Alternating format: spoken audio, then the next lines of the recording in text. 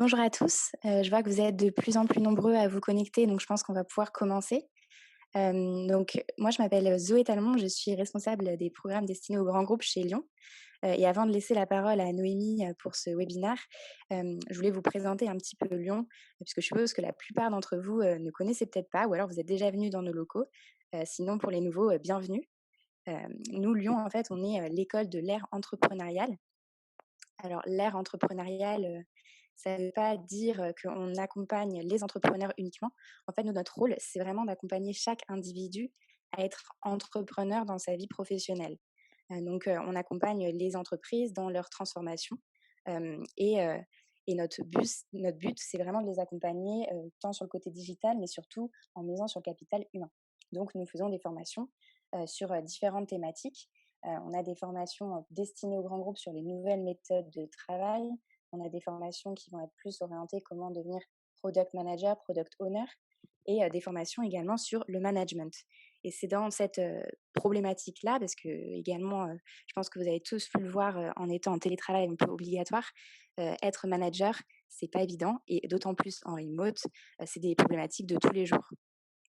On a voulu aborder, ce thème de management sous un nouvel angle, avec, Noémie Philippe, qui est une ancienne lionne d'ailleurs et qui est maintenant formatrice indépendante en prise de parole chez Panache. Noémie, elle est venue, de nombreuses fois chez Lyon, pour, donner des cours, des interventions sur la prise de parole et aujourd'hui, on a décidé de, partager un peu ce savoir, au plus grand nombre et on est ravis de vous avoir avec nous. Juste quelques bonnes pratiques pour que voilà, Noémie puisse vous faire enfin, le meilleur webinaire possible. Vraiment couper tous vos micros et la vidéo pour que vous puissiez avoir une meilleure connexion. N'hésitez pas à poser vos questions sur le chat du Zoom et on prendra un temps pour y répondre à la fin. Et puis à la fin, on fera tous connaissance en mettant nos vidéos parce que c'est quand même beaucoup plus convivial. Alors, hop, voilà. Et si Noémie, tu es prête, je te laisse la parole. Je suis prête, bonjour à tous. Bonjour. Bonjour à tous. Je suis très heureuse d'être avec vous. Aujourd'hui, c'est une belle journée.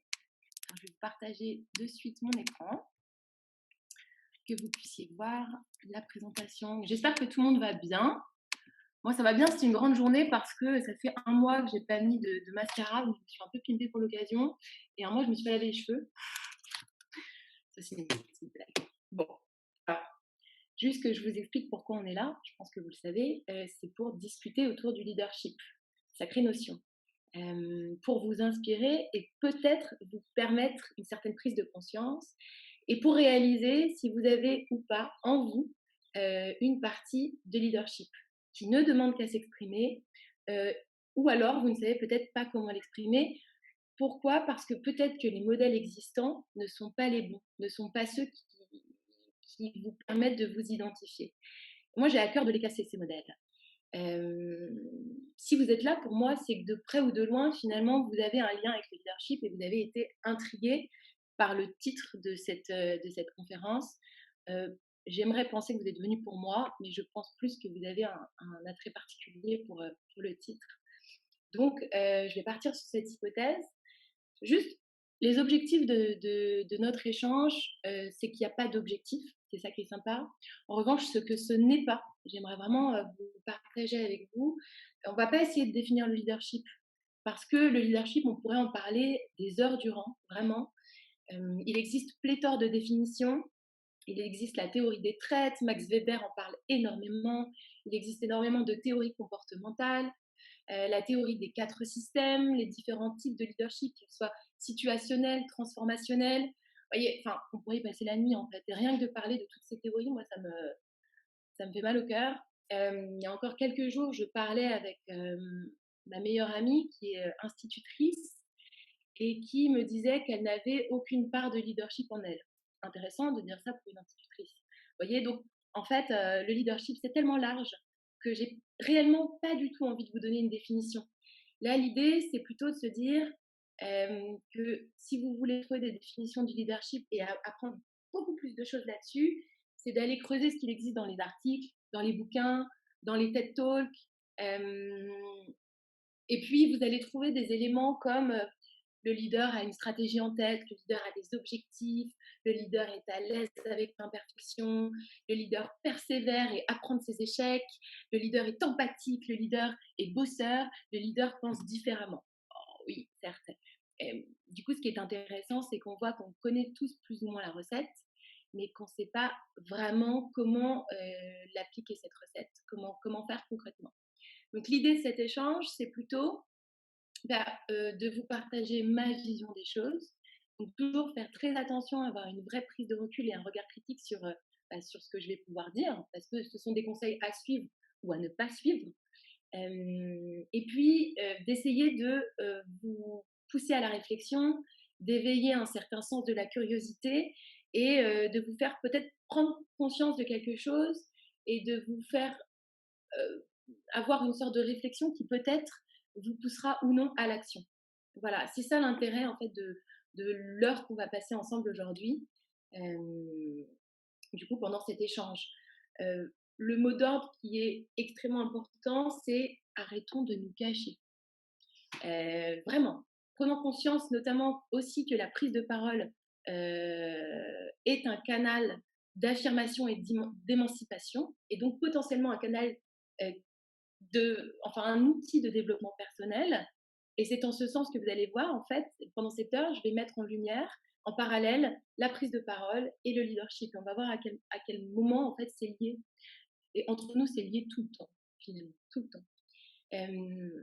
Et puis, dans une prise de parole, pour s'améliorer, la bonne nouvelle, c'est qu'on peut toujours s'améliorer en prise de parole, ça s'apprend, être un bon orateur, une bonne oratrice, mais on a besoin d'un miroir souvent pour prendre conscience des choses. Cette heure ensemble, j'aimerais peut-être pouvoir me poser en miroir en face de vous pour que vous puissiez prendre conscience de votre part de leadership ou non, et de la manière avec laquelle vous pourrez le développer ou non. Voilà, tout part de la volonté, donc c'est à vous de choisir. Juste que vous compreniez pourquoi c'est moi qui parle, parce que le sujet me plaît. Je pense que c'est déjà un bon début. Parce que j'ai travaillé beaucoup en start-up et j'ai accompagné beaucoup d'entrepreneurs. Et les boîtes dans lesquelles j'ai travaillé, donc je travaille dans 6 boîtes pour l'instant, j'ai toujours voulu y travailler pour suivre un leader inspirant, ou une leader, une leaduse inspirante. Et au-delà de ça, je fais partie du collectif Panache, donc je suis aujourd'hui formatrice indépendante. Et Panache, on en parlera un peu plus tard, c'est un collectif de 6 personnes merveilleuses. Normalement, en plus, ils sont connectés, j'en vois certains. Et on a à cœur d'accompagner les personnes dans leur prise de parole. Voilà, ça c'est pour l'introduction. Est-ce que tout le monde m'entend bien? Est-ce que tout va bien? Super, Ouais. génial, c'est parfait. Alors, ce que je peux vous demander, ce serait de vous connecter sur Booklap. Donc, d'aller sur le lien qui est là. Je ne sais pas si vous pouvez cliquer sur ce lien ou pas. Alors, le temps que ça charge, certainement que non. Mais là, si vous pouvez cliquer sur le lien, vous connectez sur Booklap et en haut à gauche, on va vous demander un code.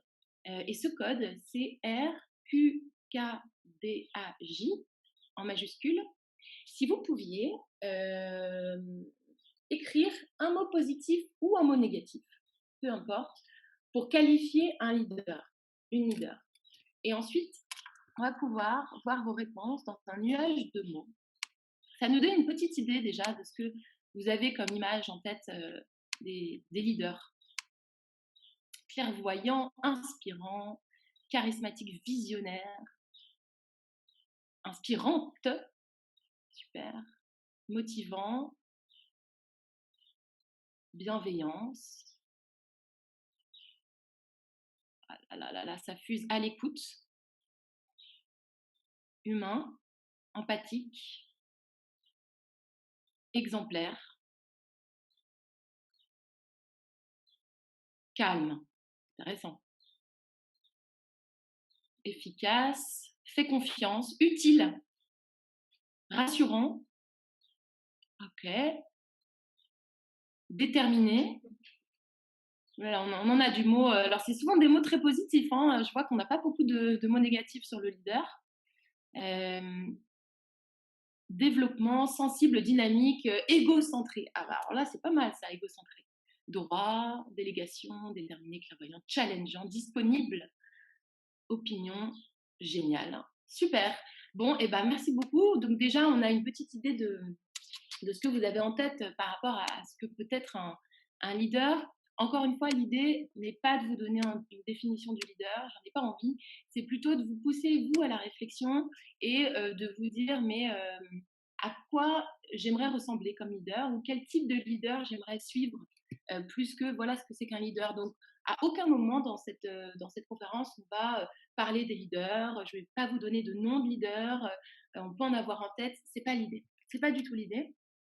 En revanche, il y a une chose qui se rapproche à mon sens de ce qu'est un leader, c'est le dauphin. Ça s'appelle la stratégie du dauphin. L'idée, c'est que Lynch et Cordis, qui sont deux scientifiques, il y a quelques années, ont mené une expérimentation à San Diego et ont mis dans la même piscine 95 requins et 5 dauphins. C'est une vraie expérience, hein, ils l'ont vraiment fait. Et il s'est passé quelque chose d'assez particulier. Je vous demanderai la réponse à la fin de la conférence pour voir ce que vous avez en tête. Et je vous ai mis le lien en général, tout ce dont je parle, vous avez les ressources à la fin des slides pour les réponses et pour creuser un petit peu plus. Donc voilà, moi je ne donne pas de définition du leader.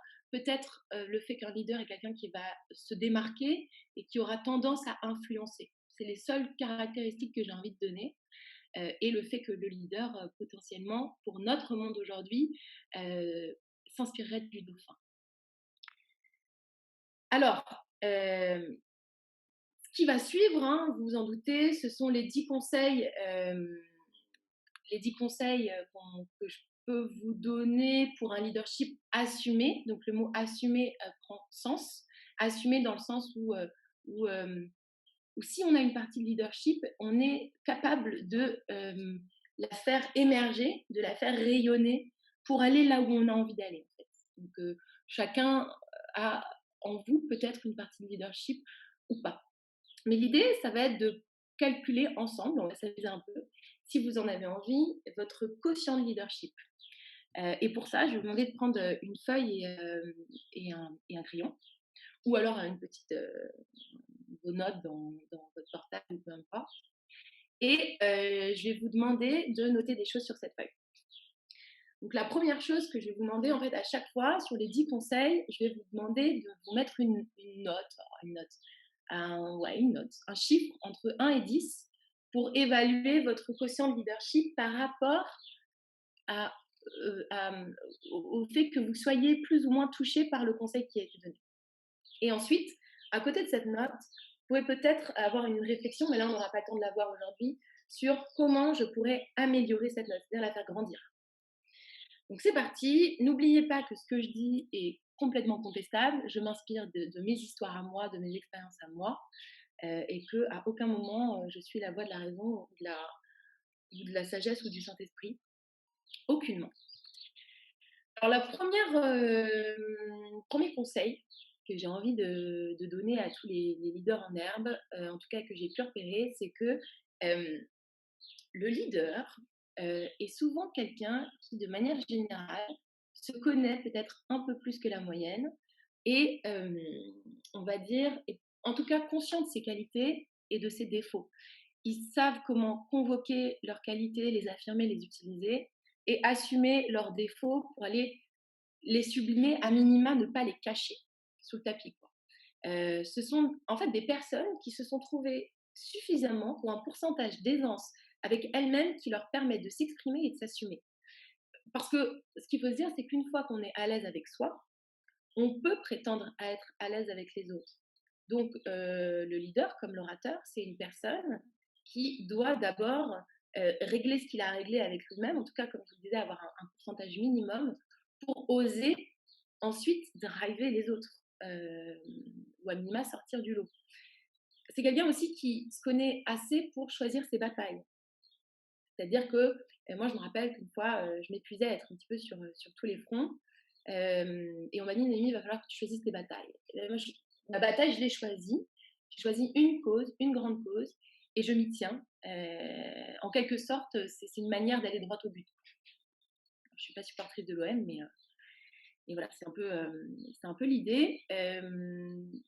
Ça permet en fait aux leaders de vibrer, en quelque sorte. Et puis, le leader est à l'écoute de lui-même ou d'elle-même. Ça veut dire que c'est une personne qui est à l'écoute de son intuition. En ce moment, avec tout ce qui se passe, je ne sais pas si vous l'avez vu, si vous l'avez remarqué, on a de plus en plus d'émergence des séminaires autour de l'écoute de soi, de l'intuition. Ok, et qu'est-ce que ça veut dire? Ça veut dire que on développe un sens qui, dans une prise de décision, va nous guider. Ça va venir de l'intérieur et va nous permettre de prendre une décision rapidement. Et ça, c'est pas facile, hein. La bonne nouvelle, c'est que ça se développe, l'intuition, et ça se travaille, par exemple grâce à la méditation ou grâce à le fait d'aller toucher tous ses sens, d'essayer de développer tous ses sens, d'être attentif, d'être ici en fait. Euh, et puis, finalement, l'orateur, c'est exactement la même chose. Être un bon orateur, c'est être un orateur authentique, se demander ce qu'on a de naturel en soi et donc se connaître assez pour aller mettre en avant les qualités qu'on a envie de mettre en avant et aussi se demander, mais qu'est-ce que je vais pouvoir dire et ne pas dire quand je vais prendre la parole? Qu'est-ce que je vais oser dire et ne pas dire? Est-ce que je suis un orateur passionné, précis, en harmonie, joyeux, chiant? Auquel cas, je vais venir casser un peu la dynamique avec des images marrantes, par exemple. Bref, il y a une grille de lecture d'ailleurs qui est assez intéressante, qui a été développée, enfin, qui a été mise en avant dans des séminaires par Julien et Marine de Panache, que vous pouvez retrouver, pareil, je vous ai mis les liens des conférences à la fin, qui vous permettent justement de découvrir peut-être vous quel type d'orateur vous êtes. Alors voilà, on arrive à la fin du premier conseil. Ce que vous pouvez faire, c'est noter sur une échelle de 1 à 10 à combien vous estimez, donc entre 1 et 10, être conscient, consciente de vos qualités et de vos défauts.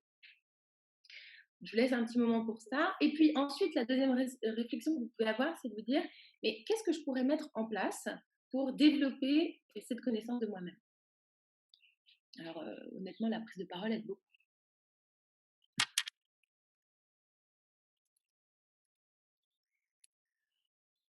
Alors, le deuxième conseil, n'oubliez pas de poser des questions si vous en avez. Je vais regarder un petit peu s'il y en a. Super, parfait, le code, génial. Nickel, très bien. Alors, le deuxième conseil que je pourrais vous donner, en tout cas que j'ai envie de mettre en avant, c'est l'alignement, la cohérence. Qu'est-ce que c'est que ça? Finalement, se connaître soi, c'est se connaître soi, donc le rapport à soi-même. Et finalement, l'alignement, la cohérence, ce serait la connaissance de soi par rapport à une situation donnée. La manière avec laquelle on va réagir et ce qu'on va faire concrètement, comment on va se comporter, qui on va être. Donc, un leader qui s'est trouvé est un leader qui est cohérent dans ses paroles, dans ses actions.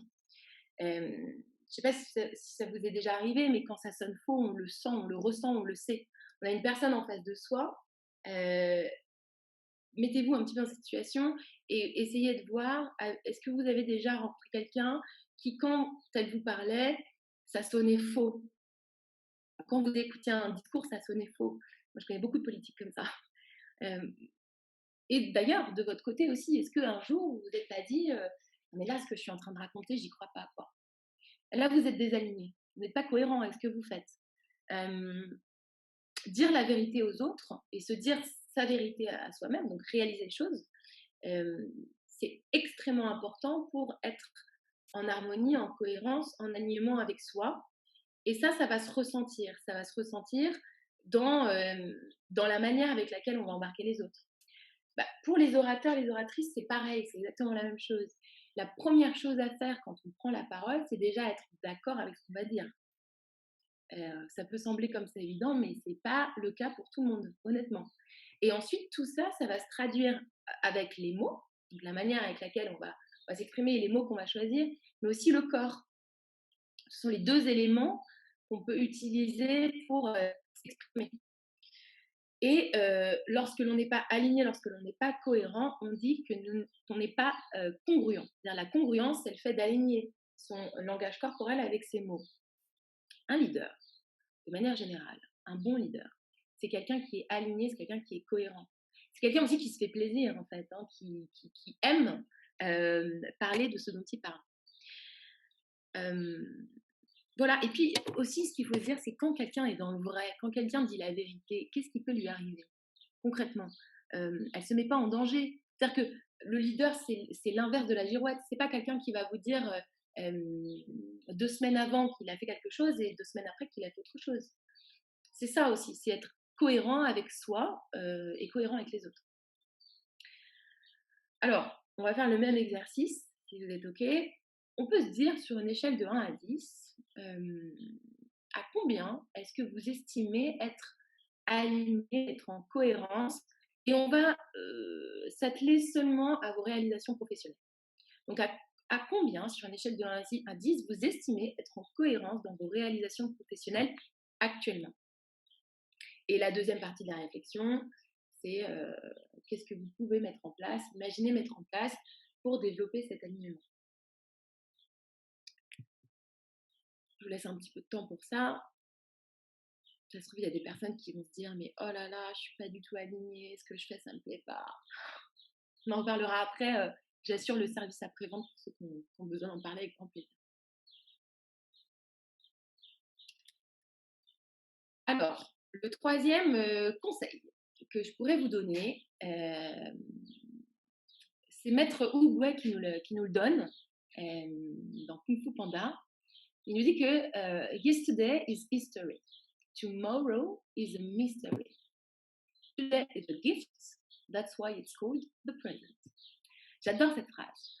J'adore cette phrase parce que cette phrase met en avant le pouvoir de l'instant présent, mais encore une fois, qu'est-ce que ça veut dire?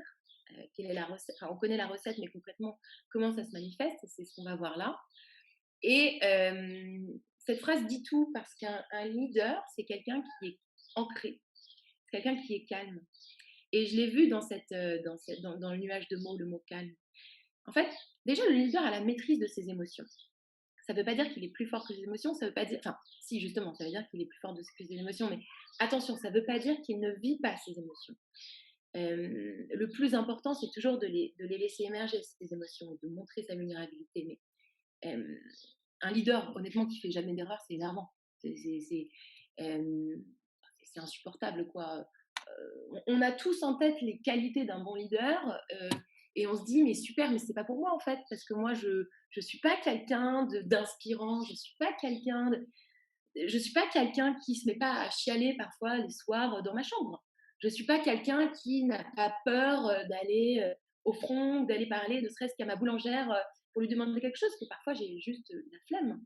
Donc c'est dans ce sens-là moi, que j'aimerais déconstruire un petit peu le fait qu'un leader, on le mette sur un piédestal, parce qu'on a tous en nous, en tout cas j'en suis certaine, les personnes qui sont présentes ici, une partie de leadership. Mais on n'en a pas la bonne image, on n'a pas le miroir, donc on ne s'en rend pas compte, on n'en a pas conscience. Si vous vous rappelez de Meryl Streep dans Le Diable s'habille en Prada, elle est infernale, elle est infecte. Alors oui, on pourrait dire que cette femme est un leader dans le sens où, comme je vous le disais, je ne vais pas donner de définition, mais quand même elle se démarque et elle influence un peu, beaucoup même. Mais rappelez-vous de la scène où où elle est dans l'hôtel et elle se met à pleurer. On rentrerait presque en pitié pour elle. Et là, on se dit, mais pourquoi elle n'a pas été comme ça dès le début, quoi? On a envie de l'aimer, en fait, cette femme, à ce moment-là, pas aux autres moments. C'est ça la vulnérabilité. Montrer vos faiblesses. Ça vous rendra plus humain et ça vous rendra accessible. Et c'est hyper important. Une fois, moi, j'étais en discussion avec mon ancienne CEO, ma patronne, hein, et on a parlé pendant 1 heure et demie. C'était une gestion de crise totale, mais littéralement totale. Et à la fin, elle m'a dit, écoute Noémie, je vais devoir te laisser. Je dois aller préparer à manger pour ma fille qui m'attend. Voilà, c'est simple. Juste, je dis la vérité, je suis alignée, je suis cohérente.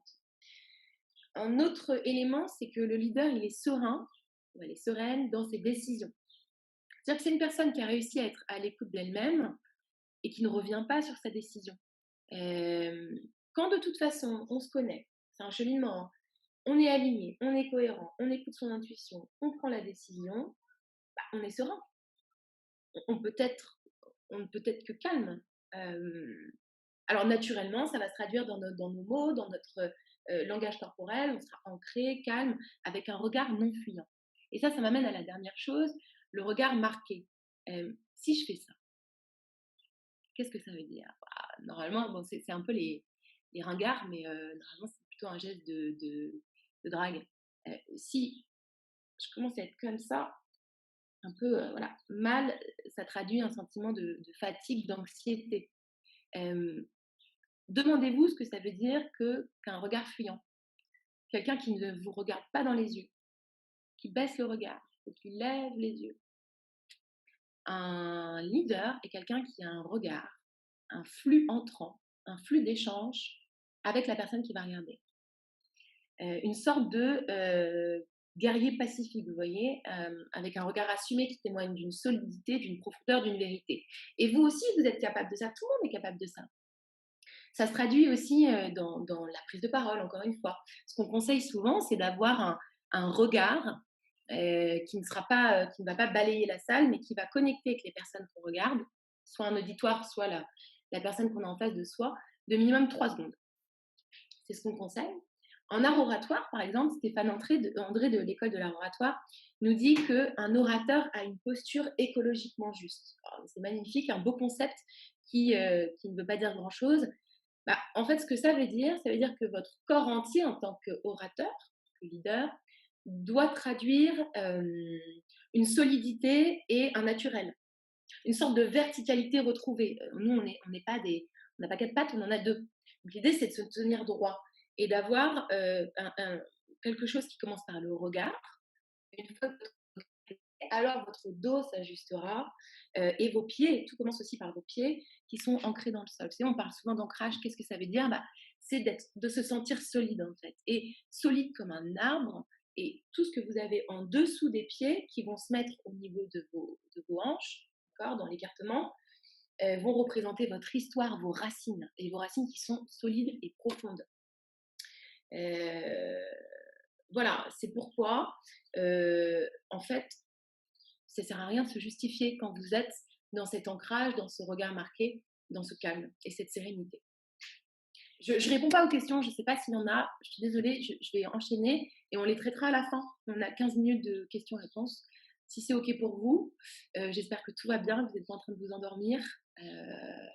Et je pense fort à tout le monde qui est derrière l'écran. Comme d'hab, on va se faire une petite note donc de 1 à 10. Je vais vous demander à combien vous estimez être sur l'échelle de l'ancrage lorsque vous adressez à quelqu'un. Alors là, c'est compliqué, mais pour vous aider, peut-être qu'on va faire un focus sur le regard. À quel point vous estimez regarder concrètement, correctement, profondément une personne dans les yeux quand vous vous adressez à elle. Alors, repensez à votre dernière prise de parole, essayez de visualiser, est-ce que vous avez eu ce flux d'échange, de regard avec les personnes à qui vous parlez. Voilà, du coup, estimez une note. Alors, bah, bon, c'est pas grave si la note, elle n'est pas parfaite, quoi. On va tout de suite baisser les attentes. Mais voilà, essayez d'estimer ça. Et évidemment, toujours vous demander à côté comment vous pourriez améliorer ce point-là pour les prochaines fois. Alors, quatrième point, l'écoute. L'écoute. Alors, par contre, je vois qu'on ne voit pas. Voilà. C'est Confucius qui nous parle de l'écoute, et il nous dit qu'on a finalement 2 oreilles pour écouter et une bouche. Donc, ce qui serait bien, du coup, spoiler grave. Désolée pour ce petit cri pas très agréable, mais du coup, l'idée, c'est qu'on a 2 oreilles et donc une seule bouche. Donc, un leader écoute plus. Pourquoi? Parce qu'une personne qui a de l'influence, quand même, est consciente qu'il a de l'influence. Elle est consciente qu'elle a de l'influence. Donc, elle va réfléchir avant de parler. Elle va comprendre que ces mots peuvent avoir un impact sur les personnes à qui elle va parler. Donc, elle parle peu. Et c'est le cas très souvent. D'ailleurs, vous remarquerez qu'un négociateur, alors le débat n'est pas à savoir si un leader est un négociateur, peu importe, mais en tout cas, dans une bonne négociation, un négociateur va toujours laisser, enfin, un bon négociateur va toujours laisser parler la personne en face de lui en premier pour avoir des éléments ensuite de riposte. Toujours. Est-ce que ça vous est déjà arrivé, par exemple, de vous retrouver en face de quelqu'un et d'avoir l'impression que cette personne boit vos paroles. À tel point, en fait, que vous réfléchissez à tout ce que vous dites, mais presque c'est malaisant, en fait. Elle vous regarde et vous savez qu'à la moindre erreur, elle va relever, vous voyez? Ou par exemple, vous êtes en train de parler et, et vous voulez cacher certains trucs, vous voyez? Vous le dites quand même, mais c'est pas là-dessus que vous voulez mettre l'accent. Et la personne en face de vous, elle vous aura tellement bien écouté qu'elle va mettre l'accent enfin, elle va relever le truc que vous ne vouliez pas qu'elle relève, vous voyez? Bah, ça, c'est les personnes à l'écoute. Et, et en fait, c'est tellement rare que quand on tombe sur quelqu'un qui nous écoute vraiment, qui nous englobe en fait dans son écoute, il se passe quelque chose. Alors, il existe différents stades d'écoute. Ça, Marine, elle en parle justement dans sa conférence, Marine de Panache, dont vous trouverez le lien à la fin. Mais l'idée, c'est pas là de développer tous les stades d'écoute, c'est juste de prendre conscience que dans une prise de parole aussi, l'écoute est super importante. Euh, C'est-à-dire d'être attentif aux détails, d'être attentif à comment votre auditoire se sent. Soit comment la personne en face de vous se sent et comment cette personne est constituée, en quelque sorte, quelles sont ses qualités, ses défauts, comment elle fonctionne, pour s'adapter à la personne que vous avez en face de vous, ou alors votre auditoire. Demandez-vous comment se sent mon auditoire. Est-ce qu'elle est fatiguée? Est-ce qu'elle a envie de s'exprimer? Est-ce qu'au contraire, elle a envie d'être attentive et d'écouter? Demandez régulièrement si les personnes ont besoin de pause. Regardez leurs réactions. C'est ça qui est difficile d'ailleurs avec un webinar, c'est que moi, je ne peux pas voir vos réactions. Donc, je pars du principe que ça vous plaît, cette petite image de Confucius avec le doigt levé, mais j'en sais rien en fait. Donc, c'est assez difficile de créer un lien quand on est à distance comme ça, parce que c'est difficile d'être à l'écoute, justement. Enfin bref, en tout cas, il y avait une personne qui a créé sa réputation là-dessus. Cette personne, elle s'appelle Bill Clinton.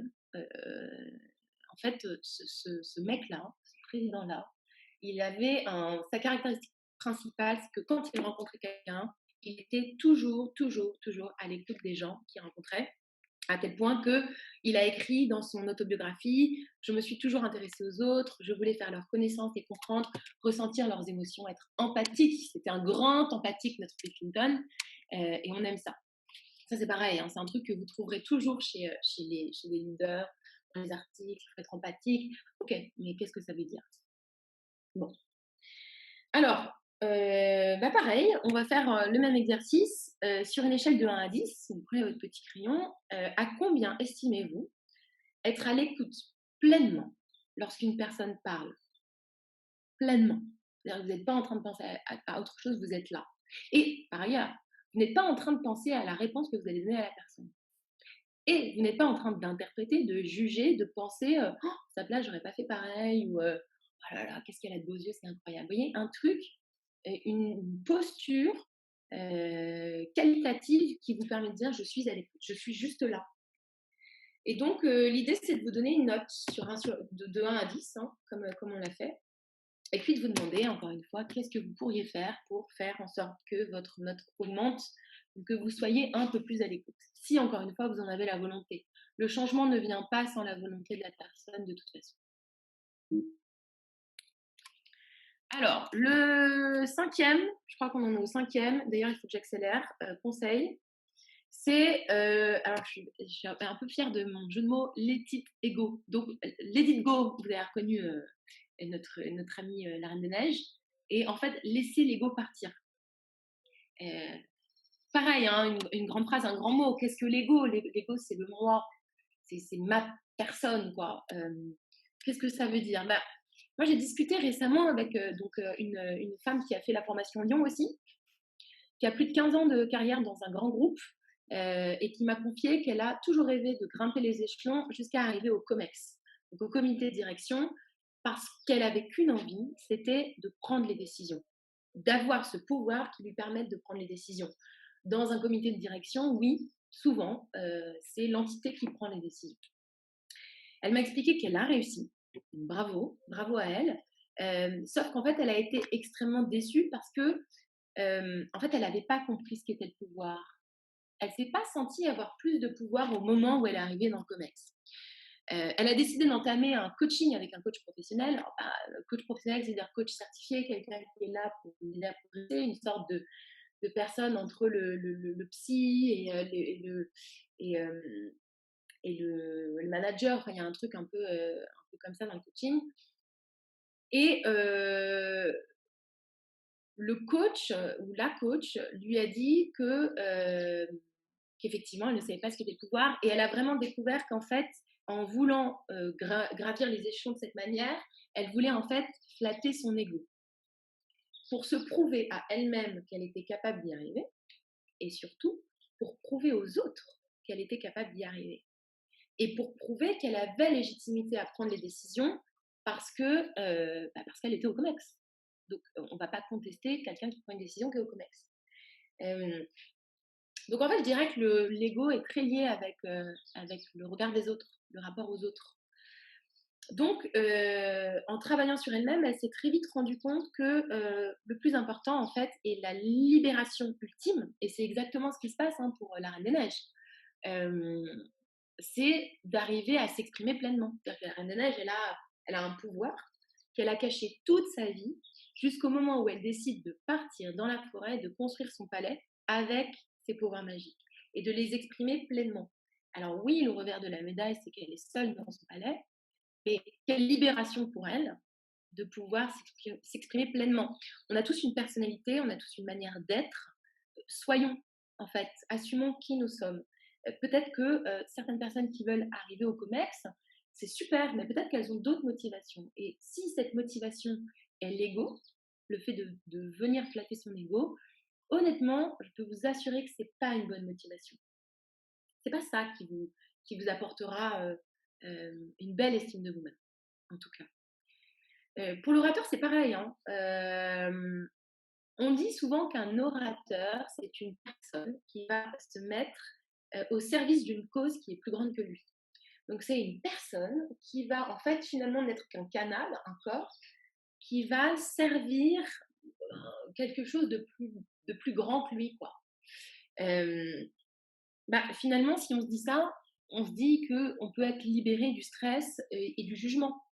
Parce que quand on va s'exprimer, on arrive à avoir une sorte de dichotomie, de mettre son ego de côté et de se dire si je me plante, c'est pas grave, c'est pas moi. C'est pas, hop, c'est pas moi. Donc, voilà. C'est pareil avec le leadership. C'est dur, hein. Non, mais là, ce que je suis en train de vous dire, c'est comme la connaissance de soi. Le premier conseil, on a commencé avec ça, mais c'est la quête d'une vie. C'est-à-dire que je ne suis pas en train de dire que les leaders se sont trouvés et se connaissent parfaitement. C'est juste que peut-être ils ont une conscience d'eux-mêmes qui est un peu plus élevée que la moyenne. En tout cas, ils ont fait ce cheminement pour leur permettre de l'avoir. Voilà. Alors, une petite note de 1 à 10. Alors là, ça va être compliqué. Hein. Pour donner une note sur le fait d'être libéré de son ego, c'est compliqué. Alors, je vais vous aider. Déjà, la note 1, c'est je ne suis pas libérée. La note 10, c'est je suis libérée. Donc, entre 1 et 10, à combien le regard des autres vous importe lorsque vous faites une action? Super dur. Donc, soyez honnête avec vous-même. Personne ne va venir vérifier vos réponses. Peut-être une question que je peux vous poser qui va vous aider à préciser ça. Imaginez que vous ayez envoyé un mail par erreur à un client, un mail un peu compromettant, vous voyez, ou un truc, c'était une connerie pour un collègue, et partons sur une connerie de cul, vous voyez, comme ça on est tout de suite dans l'ambiance. Vous envoyez ça, et puis vous vous trompez en fait. Vous l'envoyez à Madame Duchemin, la cliente, haut placé en plus, haut placé. Et là, vous remarquez votre erreur. Comment vous réagissez? Soit vous sombrez dans la panique, c'est la panique totale, c'est la fin de ma vie, quelle horreur, elle va me tester, fin du contrat, enfin bref, vous voyez, panique totale. Là, c'est la note de 1. Okay, et sur l'échelle, pour arriver à 10, 10 c'est plutôt vous riez, ça vous fait rire, vous prenez ça un peu comme un jeu et vous envoyez un email d'excuses et vous passez à autre chose. Voilà. J'essaie d'accélérer, j'espère que ça va pas trop vite parce qu'on est un peu en retard, j'en étais sûre. Donc c'est parti, 6e conseil, l'observation, l'analyse. Alors, un leader est quelqu'un qui est capable de comprendre les singularités de chacun et de s'adapter en fonction. C'est un peu la posture du caméléon, vous voyez. C'est quelqu'un en fait qui va avoir une communication qui va être efficace en fonction des personnes qu'il a en face de lui. Encore une fois, la conférence de Marine et Julien en parle vachement bien. C'est d'ailleurs souvent ce qui va qualifier le leader de juste. Je l'ai vu, hein, le mot juste dans le nuage. Vous voyez, c'est la personne, en fait, si on analyse et qu'on est observateur, qu'on prend vraiment le temps de regarder, on va réussir à voir la personne politique dans l'entreprise. Vous savez, celle qui va réussir à se mettre en lumière sur un projet, et alors qu'elle va faire de l'ombre à toutes les autres personnes qui potentiellement ont peut-être même travaillé plus qu'elle, mais n'ont pas su l'exprimer comme telle.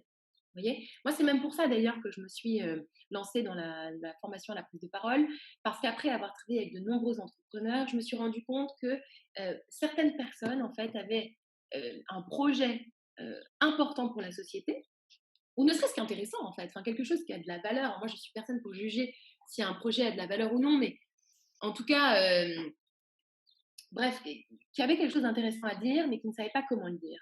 Et à contrario, tu avais d'autres personnes qui étaient d'extrêmes beaux parleurs. Et quand tu creuses un petit peu, tu te rends compte que, bah, en fait, la solution, non, ce n'est pas de l'intelligence artificielle. Même si c'est écrit sur tous les réseaux sociaux et sur tous les sites, enfin, sur le site internet, où tu vas te rendre compte que le leader, en tout cas le CEO, va partager une vision, quelque chose, et qu'en fait, lui, dans sa vie, est totalement désaligné avec ce qu'il dit. Donc, donc voilà, c'est un peu cette idée-là. J'ai un exemple à vous donner d'une leader qui m'a vachement inspirée. C'est mon ancienne CEO qui, en réunion, en fait, donc dans la réunion, on avait tous les top managers de la boîte, la CEO, le COO, le directeur commercial, le directeur marketing, moi et une autre personne. Et l'idée, c'était de faire une répétition d'une soutenance. Quand on avait une grosse soutenance, un gros client, on faisait des répétitions. Donc, les personnes font leur répétition, le directeur marketing et la personne chef de projet. Et nous, l'idée, jury, en face, on devait donner notre avis, on donner des feedbacks là-dessus. Le directeur commercial a parlé tellement fort, s'est exprimé tellement fort, que moi, la réaction que j'ai eue, je me suis mise en retrait totalement, réellement, et j'ai été incapable de parler. C'est-à-dire que j'étais incapable de donner mon avis. Je me suis sentie, honnêtement, hein, je vais vous le dire, hein, je me suis sentie nulle, je me suis sentie totalement inférieure à toutes les personnes qui avaient dans la salle. Je me suis sentie mal à l'aise, j'avais envie de sortir en courant, vraiment. Et la personne que je considère comme étant un leader, une leader, m'a regardée, elle a une sorte de présence d'aura, quoi. Elle a arrêté les autres et elle a dit Noémie, qu'est-ce que tu en penses? Voilà. Ça, c'est l'exemple d'une personne qui est dans l'observation, qui a analysé la situation et qui laisse la place aux autres de s'exprimer, de rayonner, de briller en quelque sorte. Voilà. Donc, sur une échelle de 1 à 10, je vais vous demander, réfléchissez au dernier projet que vous avez bouclé, le dernier projet sur lequel vous avez travaillé. Avez-vous été attentif à toutes les personnes, à toutes les parties prenantes sur ce projet? Est-ce que vous avez pris le temps de toutes les remercier? Mais ça peut être la personne à l'accueil, ça peut être la personne qui vous a commandé les fournitures de bureau, ça peut être la personne qui vous a commandé l'adaptateur Mac pour vous permettre de brancher votre ordinateur sur les présentations du client. Pensez à toutes les personnes. Est-ce que vous les avez toutes remerciées? Et du coup, on va se mettre une petite note sur ce que vous estimez entre 1 et 10 avoir comme capacité, comme note en quelque sorte, d'observation, d'analyse. Et toujours vous demander, eh bien, où est-ce que, comment faire pour augmenter cette note. Alors, on avance. J'étais sûre que j'allais dépasser. Donc là, je me dépêche. Je me dépêche. Je ne sais plus combien de points. C'est le fait d'oser. Un leader ne va pas attendre qu'on lui donne sa place.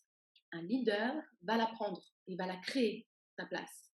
La réflexion sans l'action ne sert à rien du tout. Bien que l'action sans réflexion a posteriori ne sert à rien non plus. Mais en tout cas, moi, il y a un truc qui m'a vachement aidée par rapport à ça. Imaginez le monde, on me l'a dit une fois, comme un laboratoire de jeu ou alors comme un terrain de jeu. Parfois, vraiment, moi, je m'imagine être dans un jeu vidéo. Ça marche vachement bien. Ça permet de prendre du recul et de se dire, oh, qu'à cela ne tienne, quoi. J'y vais, en fait. J'ai travaillé avec beaucoup de femmes dans les accompagnements en individuel à la prise de parole. Et ces femmes, quand elles viennent me voir, elles sont généralement, à 90% du temps, de super bonnes speakers, de super bonnes oratrices. Le problème, c'est qu'elles ne s'assument pas, elles n'osent pas. Et je leur dis, à chaque fois, on fait tout un travail de déconstruction en leur disant, enfin, mais qu'est-ce qui t'en empêche en fait? Qu'est-ce qui Pourquoi tu n'y vas pas? Et les réponses, c'est toujours pareil. Mais on m'a toujours dit que je parlais trop, j'ai pas envie de trop briller, et puis j'ai pas envie de parler de moi. Ah bon? J'ai une femme qui lance son projet super dans, elle va se reconnaître, l'accompagnement à la stratégie verte de l'entreprise. Un projet qui a vraiment, vraiment beaucoup de sens, beaucoup de valeur. C'est elle, donc elle travaille au ministère de l'écologie. Euh, elle, En fait, elle a eu l'idée, c'est-à-dire qu'elle a pris la décision de quitter sa boîte, son ministère, elle a pris la décision de lancer son projet et, et en fait, elle n'ose pas dire que c'est elle. C'est-à-dire que quand elle parle dans son branding personnel, elle ne dit pas je. Et moi, je lui dis, mais en fait, pourquoi tu n'oses pas dire je? Et donc, il y a tout un travail de déconstruction derrière sur le fait qu'il faut oser, il faut y aller, quoi. C'est dans l'action, de toute façon, qu'on va se rendre compte des choses, qu'on va avoir un retour sur les choses. Sans action, on n'obtiendra rien. Donc, faisons, et parfois, on ne sait pas pourquoi on le fait, et on se rend compte plus tard de pourquoi on l'a fait. Ça, c'est le super discours de Steve Jobs quand il nous parle de connecting the dots. Parfois, on fait des choses, on ne sait pas pourquoi on fait ces choses, mais on découvre plus tard pourquoi on les a faites. Et ce qui est important, c'est de les faire. Parce que si on ne les fait pas, de toute façon, on ne découvrira jamais. Vous voyez? Donc, c'est la fameuse petite phrase, tous ceux qui, enfin, 100% des gens qui n'ont rien tenté échouent. Voilà. C'est exactement ça. Donc, osons être, en fait. Moi, une fois, j'étais avec une collègue dans mon ancienne boîte. On avait un séminaire d'entreprise, donc on avait une réunion d'entreprise. Et, en fait, on nous pose une question, donc à toutes les personnes dans la salle. Et il n'y a que les hommes qui ont osé lever la main. Et après, on s'est regardé avec ma collègue et on s'est dit, on est bête ou quoi? Pourquoi on n'a pas osé lever la main? Honnêtement, je saurais pas expliquer tous ces mécanismes en profondeur du pourquoi, du comment. Mais une chose est sûre, c'est que le constat est là, c'est que certaines personnes ont vraiment du mal à oser être dans l'action. Mais honnêtement, il n'y a pas grand-chose qui nous retient de le faire.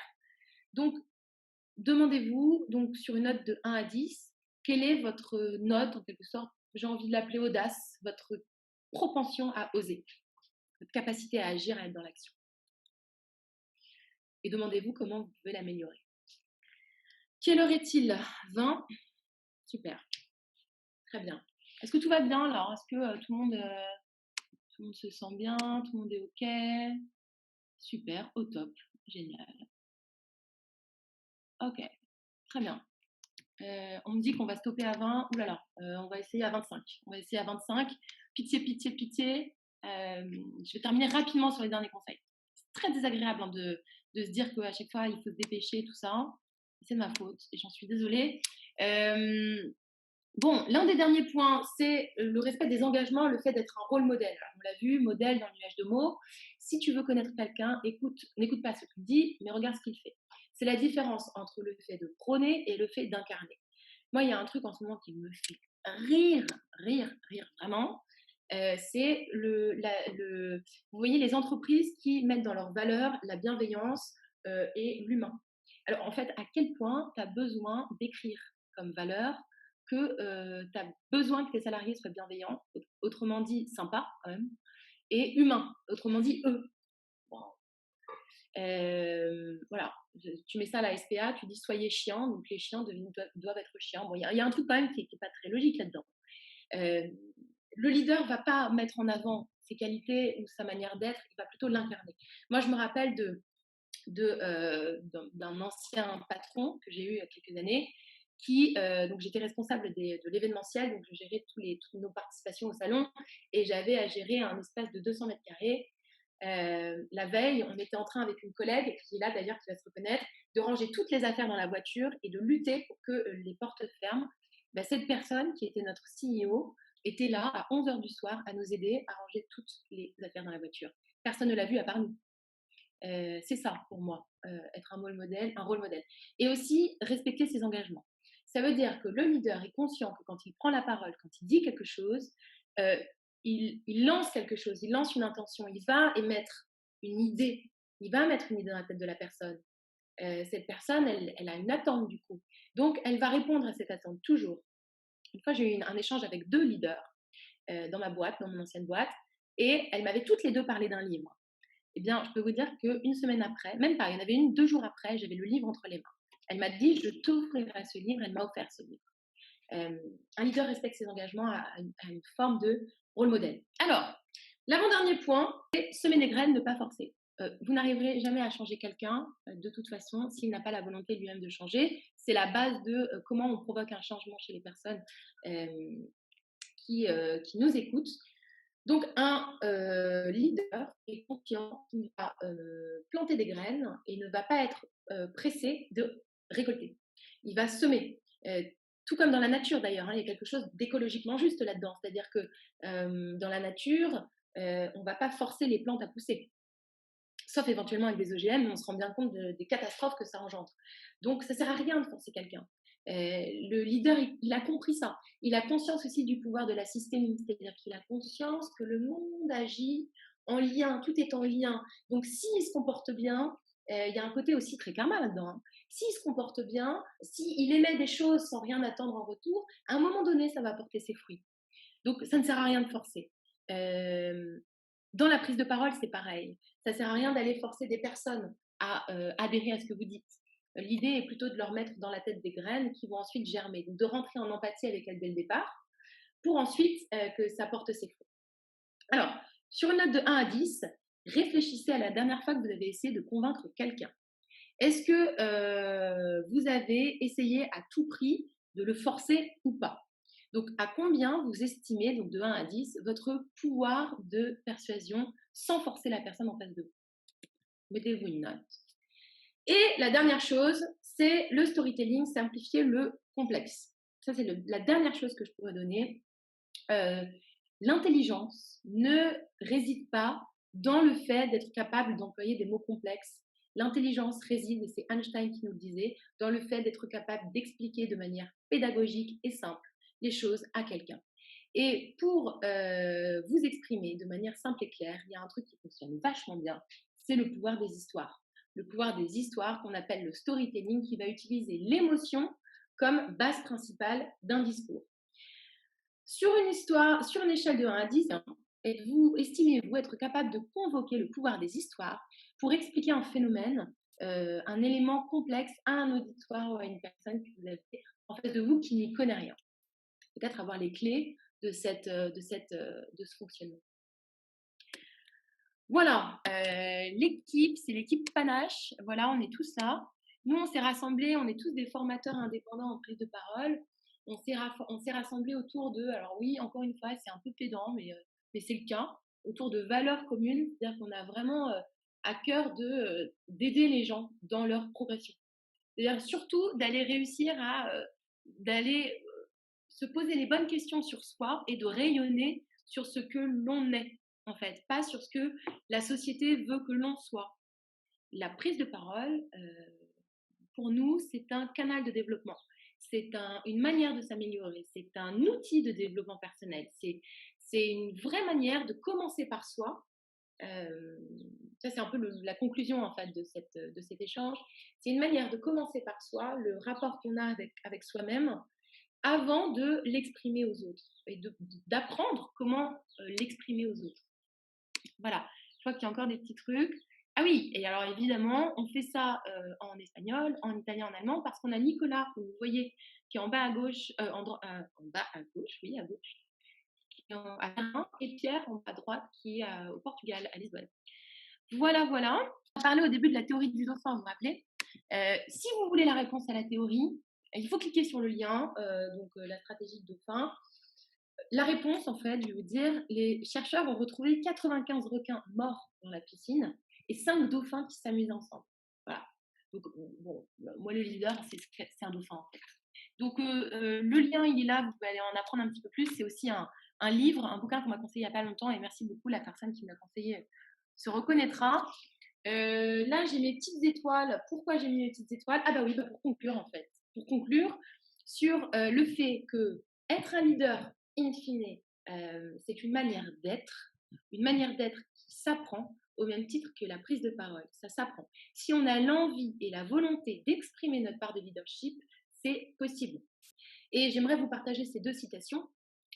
La première d'Oscar Wilde, Soyez vous-même, les autres sont déjà pris. Et la deuxième que j'adore, Today you are you, that is truer than true. There is no one alive who is youer than you. Donc finalement, le leader, c'est quelqu'un qui est, tout simplement.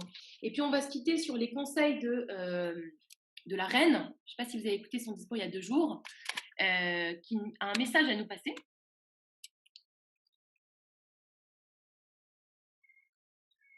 Many people of all faiths and of none are discovering that it presents an opportunity to slow down, pause and reflect in prayer or meditation.